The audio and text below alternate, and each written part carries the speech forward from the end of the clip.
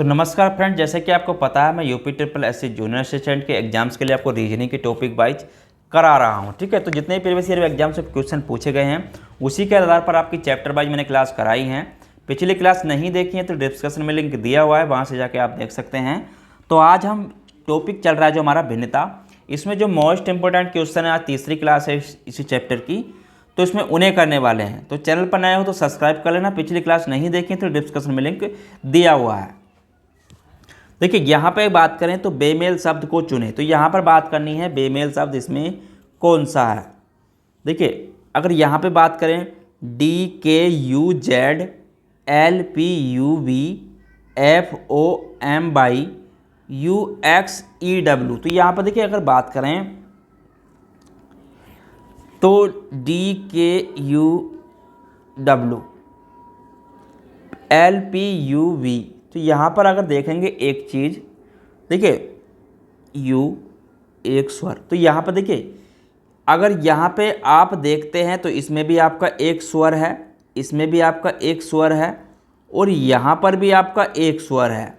लेकिन option number अगर D को देखें तो इसमें आपका एक स्वर ये है, एक स्वर ये है। ठीक है, तो इसमें आपके कितने हैं? दो स्वर हैं।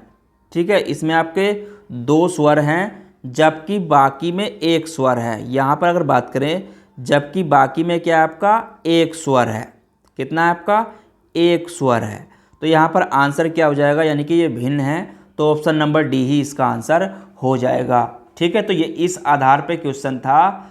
तो आपको इस प्रकार से घुमा फिरा के भी क्वेश्चन दिए जाते हैं, आपको सारे तरीके मैंने आपको पिछली क्लासों में बताए हैं और यहाँ पर भी बताता चलूँगा। ठीक है, तो मैंने जितने भी क्वेश्चन करा रहा हूँ सारे अलग अलग टाइप के कराए हैं आपको, जो क्वेश्चन आपके एग्जाम्स में पूछे गए हैं। ठीक है, चलिए अगला क्वेश्चन देखते हैं। 65, 120, 58, 195, तो यहाँ पर बताना है इसमें आपका, देखिए तो इसमें जितने भी इसमें बताना है कौन सा अलग है। तो यहाँ पर अगर बात करें कौन सा अलग है, देखिए अगर यहाँ पे हम संख्या देखें 65, तो 65, 120, 95, तो 65 हमारी 120, तो अंतर कितने का है? यहाँ पर अगर अंतर को देखें 55, तो यहाँ पर तो अंतर के हिसाब से तो है नहीं संख्या।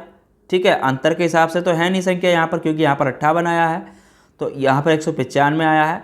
देखिए यहाँ पर अगर हम एक चीज़ देखें तो ऐसी कोई संख्या देख लेते हैं कि इसमें किसी से भाग जाती है या नहीं जाती है, या सम है या विषम है। ठीक है, देखिए अगर यहाँ पे एक संख्या को देखें 65 को, तो 65 को अगर हम 5 से काटते हैं तो क्या कट जाएगी? तो 13 पंजे 65, यानी कि 5 से ये कट जाएगी, तो ये भी आपकी 5 से कट जाएगी।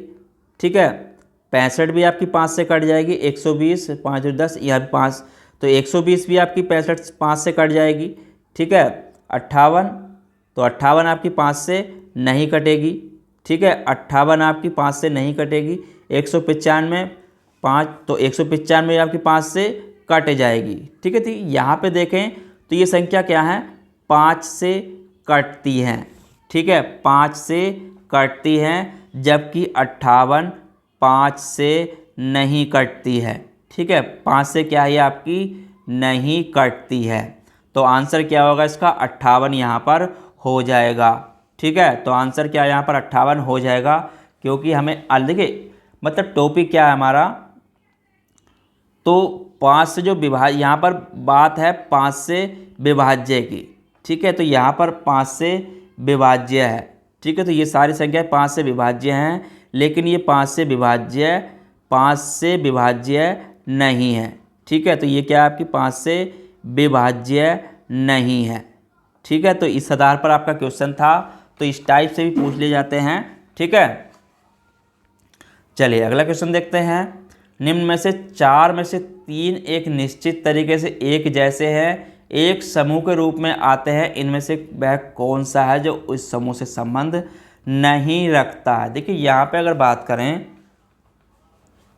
तो यहाँ पे देखिए जितने भी क्वेश्चन मैंने अभी तक कराए हैं, पिछली क्लास में भी और अब भी करा रहा हूँ, सारे मोस्ट रहेंगे। इस चीज़ को आपको ध्यान रखना है। और ये यूपी ट्रिपल एससी स्टेनोग्राफर की परीक्षा में ये क्वेश्चन भी पूछा गया। ठीक है, देखिए यहाँ पर अगर देखें 143 को, तो 143 आपका आया किस प्रकार? देखिए यहाँ पर अगर 143 की मैं बात करूँ और यहाँ पे 91 की, ठीक है।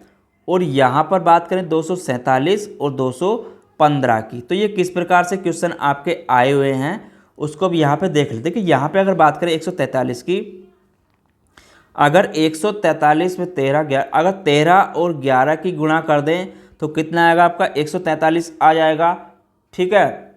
उसी प्रकार से यहाँ पर अगर 91 में 13 सत्ते 91, तो 13 में 7 की गुणा कर दें तो भी आपका 91 आ जाएगा। अब 247 को अगर देखें 247, तो 247 13 गुणा 29, तो 13 गुणा 29 करेंगे तो 247 यहाँ पर भी आ जाएगा, ठीक है। अब 215 को यहाँ पर अगर देखते हैं 215, तो 215 13 ठीक है। तो यहाँ पर अगर देखें तो सारी संख्या जो है यहाँ पर आपकी 13 से भाज्य हैं, ठीक है।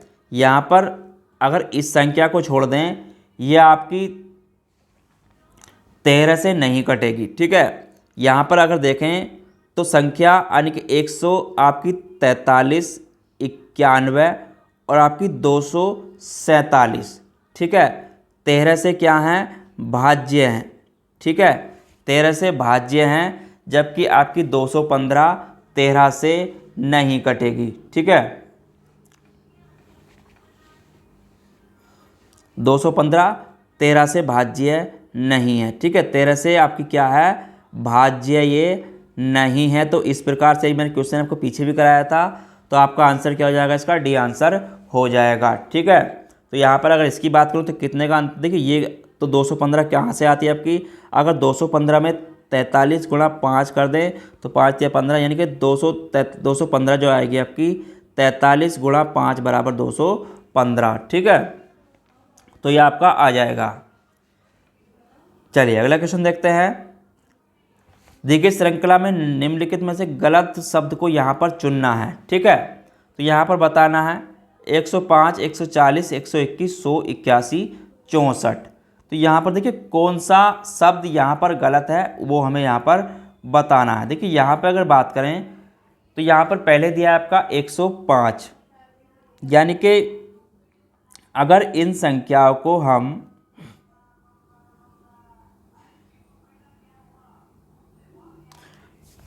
देखिए इसको यहाँ पर इस तरीके से अगर लिख दिया जाए, नहीं 105 क्वेश्चन है, ठीक है। ये 5 क्वेश्चन है, 105 क्वेश्चन है, ठीक है। तो यहाँ पर इसको छोड़ देना तो 140, 121 संख्या आपकी 121, 100 और आपकी 81 और 64 हैं, ठीक है। ये संख्या हैं। तो इनमें से गलत बताना है हमें कौन सा है। देखिए यहाँ पर अगर बात करें तो यहाँ पर अगर देखें 64 को, तो 64 काय का वर्ग है आपका 8 का वर्ग है, 8 अट्ठे 64, ठीक है। उसके बाद 81 को देखते हैं तो 81 क्या है आपका 9 का वर्ग है, 9 नाम 81। उसके बाद 100 को देखें तो 100 काय का वर्ग है आपका यहाँ पर 10 का वर्ग है, ठीक है, 10 दाई 100। अगर 121 को देखते हैं तो काय का वर्ग है आपका 11 का वर्ग है, ठीक है। तो यहाँ पर देखिए संख्या क्या है आपकी बढ़ती जा रही हैं, ठीक है। क्या जा रही हैं बढ़ती जा रही हैं, 8, 9, 10। तो यहाँ पर क्या आना चाहिए था आपका 12 आना चाहिए था और उसका वर्ग आना चाहिए था, ठीक है। तो यहाँ पर क्या आना चाहिए 12 बारियम 144 यहाँ पर आपका आना चाहिए, ठीक है। क्या आना चाहिए 144 यहाँ पर आना चाहिए। तो आंसर क्या हो जाएगा यहाँ पर कौन सी संख्या गलत है यहाँ पर, तो 140 यहाँ पर आपकी गलत है, ठीक है। क्या आना चाहिए था यहाँ पर 144 यहाँ पर आना चाहिए था, ठीक है। चलिए अगला क्वेश्चन देखते हैं। अगला क्वेश्चन क्या है, देखिए अन्य 3 शब्द कौन सा अलग है। तो इसमें बताना है कि भिन्न शब्द यहाँ पर कौन सा अलग है। तो इसमें सबसे जो भिन्न है वो हमें यहाँ पर बताना है। देखिए यहाँ पे अगर बात करें भिन्न की, तो यहाँ पर वाहिनी नालिका, मार्ग, माध्यम, नाली, वहाब। तो यहाँ पर अगर बात कीजिए, अगर यहाँ पे बात करें वाहिनी नालिका, तो वाहिनी नालिका की तो ये मार्ग या नाली, ठीक है, मार्ग या नाली। तो यहाँ पर देखें तो तीनों क्या है, ये बहाव निकालने के लिए एक माध्यम है, ठीक है, बहाव निकालने का माध्यम है, ठीक है, बहाव निकालने का माध्यम। तो बहाव निकालने का माध्यम है, जबकि यहाँ पर बहाव क्या है एक प्रक्रिया है, ठीक है। तो बहाव भी क्या आपकी एक प्रक्रिया है। तो तीनों एक है यहाँ पर, लेकिन भाव के अंतर्गत ही ये आते हैं। तो यहाँ पर आंसर क्या हो जाएगा आपका, डी इसका आंसर हो जाएगा। चलिए अगला क्वेश्चन देखते हैं। अन्य तीनों से भिन्न शब्द कौन सा है? तो इसमें बताना है जो सबसे अलग है वो कौन सा यहाँ पर शब्द है। देखिए यहाँ पर बात करें न्यायाधीश, जज, अधिवक्ता, एडवोकेट, न्यायवादी, अटर्नी, वकील। तो यहाँ पर देखिए अगर बात करें तो इसमें कौन सा अलग है। देखिए अगर यहाँ पे बात करें तो भारतीय उच्चतम न्यायालय सरकार में प्रमुख, देखिए यहाँ पर न्यायाधीश, न्यायाधीश और न्यायवादी और अधिवक्ता। देखिए यहाँ पर अगर बात करें न्यायाधीश, अधिवक्ता और वकील, तो यहाँ पर न्यायाधीश, वकील, अधिवक्ता जो है आपके सामान्य कोर्ट से संबंधित है। ठीक है, काय से, आपके सामान्य कोर्ट से संबंधित हैं। ठीक है, काय से संबंधित, सामान्य कोर्ट से। तो ये सब कोर्ट से संबंधित यहाँ पर अगर बात करूँ। लेकिन न्यायवादी, अटर्नी की यहाँ पर बात की जाए तो भारत सरकार का मुख्य कानूनी सलाहकार है। ठीक है, ये क्या आपका भारत सरकार का मुख्य कानूनी सलाहकार। तो ये आपका भारत सरकार का मुख्य कानूनी सलाहकार है। ठीक है, तो इस चीज़ को आपको नोट कर लेना और इसी प्रकार से आपका आंसर क्या हो जाएगा, इसका सी आंसर यहाँ पर हो जाएगा। चलिए अगला क्वेश्चन देखते हैं। कौन सा अक्षर समूह श्रृंखला से मेल नहीं खाता है? तो यहाँ पर बताना है कौन सा इसमें अलग है। देखिए यहाँ पे अगर बात करें तो कौन सा अलग है, तो यहाँ पर लिखा है INO। तो INO का देखिए I, यहाँ पर अगर इसको देखें INO, तो I का कितना होता है? देखिए I का कितना होता है, यहाँ पर अगर बात करें I का 9 होता है, N का 14 होता है और O का आपका 15 होता है। ठीक है, तो यहाँ पर अगर अंतर देखें दोनों में तो 9, देखिए तो यहाँ पर अगर अंतर देखें, यहाँ पर आपका 1 है, ये 1 है। ठीक है, यहाँ पर I नहीं है, ये आपका 1 है। ठीक है, तो 1 दिया है यहाँ पर,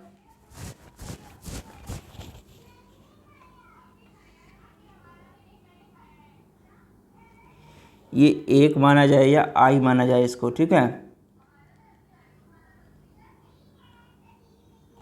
चलिए इस क्वेश्चन को छोड़ दीजिए, मैं देखता हूँ ये क्वेश्चन थोड़ा मिस्टेक है या तो इसमें यहाँ पर।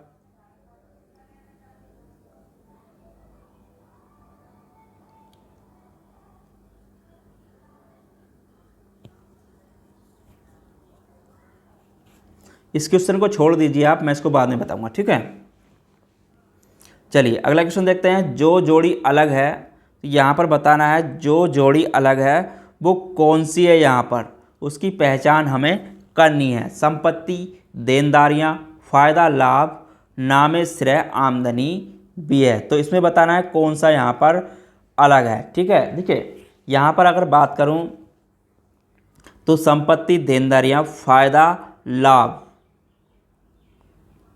देखिए यहाँ पे संपत्ति, देनदारियाँ, फ़ायदा, लाभ। तो यहाँ पर देखिए फ़ायदा, लाभ, नामे श्री, आमदनी, व्यय। तो यहाँ पर अगर बात हो, देखिए यहाँ पर ये आपका क्या है, समानार्थी शब्द है। ठीक है, ये क्या आपका समानार्थी शब्द है, फ़ायदा, लाभ। जबकि बाकी में क्या आपका दे संपत्ति, देनदार, तो ये आपका विलोम है। ठीक है, यहाँ पर भी विलोम है। नामे श्रेय, तो ये भी आपका विलोम शब्द है। आमदनी, व्यय, तो ये भी आपका विलोम है। तो इसका आंसर क्या हो जाएगा, यहाँ पर आपका 20 का आंसर हो जाएगा। ठीक है, चलिए अगला क्वेश्चन देखते हैं। लास्ट क्वेश्चन है आज के टॉपिक का। जितने भी इस टॉपिक में क्वेश्चन थे सारे मैंने इस टाइप के क्वेश्चन आपको करा दिए हैं। तो आपने पिछली क्लास नहीं देखी है तो उसको भी यहाँ पर जरूर देख लेना जाकर। ठीक है, शेर, मांद, पक्षी, घोंसला, बिल्ली, म्याऊ, मधुमक्खी, छत्ता। और ये आपका जूनियर असिस्टेंट के एग्जाम्स में पूछा गया क्वेश्चन। देखिए बिल्ली, अगर शेर की बात करूं तो शेर आपका कहाँ रहता है, निवास आपका कहाँ करता है, माद में। ठीक है, तो यहाँ पर निवास स्थान की बात हो रही है। तो शेर का निवास क्या है, तो शेर का जो निवास है वो आपका मांद है। ठीक है, पक्षी कहाँ रहता है आपका, घोंसले में। ठीक है, पक्षी कहाँ रहता है आपका, घोंसले में। ठीक है। तो पक्षी का क्या होगा यहाँ पर, घोंसला हो जाएगा, ठीक है। और जबकि बिल्ली की अगर बात करूँ यहाँ पर, तो बिल्ली, यहाँ पर बिल्ली की आवाज़ की बात हो रही है, ठीक है। तो बिल्ली की यहाँ पर क्या है, आवाज़। तो बिल्ली की आवाज़ क्या होती है आपकी, मियाऊं। तो यहाँ पर बिल्ली की आवाज़ की बात हुई है, मियाऊं। और जबकि मधुमक्खी का निवास स्थान क्या है, तो मधुमक्खी कहाँ रहती है आपकी, छत्ते में, ठीक है। कहाँ रहती है, छत्ते में। तो यहाँ पर अगर ऑप्शन देखें तो इसके अनुसार आपका सी इसका आंसर हो जाएगा, यानी कि बिल्ली म्याऊं जो है इसकी आवाज़ है, बाकी सारे जो हैं निवास के स्थान है सभी के, ठीक है। शेर का मांद, पक्षी घोंसले में रहता है, मधुमक्खी आपकी छत्ते में रहती है। तो ये आपके निवास स्थान पर आधारित है, लेकिन आपका ये सी ऑप्शन में बिल्ली इसकी आवाज़ के आधारित है, ठीक है। तो आज के टॉपिक में इतना ही, और मैंने आपको डिफरेंस जो आपका टॉपिक था इसके जितने भी मोस्ट टाइप के क्वेश्चन थे सारे करा दिए हैं, ठीक है। तो कल आपको कोडिंग और डिकोडिंग के बारे में क्वेश्चन करा दूंगा, जो कोडिंग और डिकोडिंग के पूछे जाते हैं, मोस्ट इंपॉर्टेंट क्वेश्चन ही आपको मैं कराऊंगा, ठीक है। तो सारे मोस्ट ही क्वेश्चन रहेंगे इसमें भी। तो अगर आप चैनल पर नए हो तो सब्सक्राइब कर लेना, पिछली क्लास नहीं देखी है तो डिस्क्रिप्शन में लिंक दिया है, वहाँ से जाकर इसको ज़रूर देखना। तो चलिए फिर मिलते हैं कल, जब तक के लिए धन्यवाद।